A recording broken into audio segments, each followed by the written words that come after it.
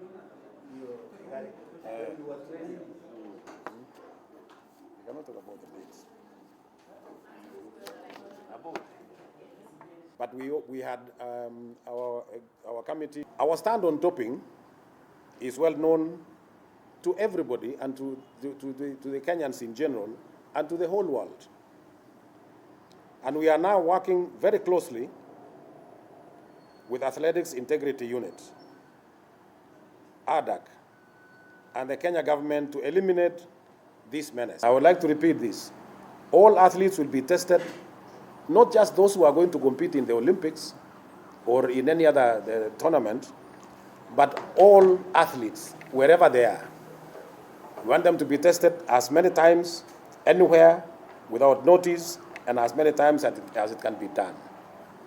We need not to remind athletes or athletics enthusiasts that this is an Olympic year.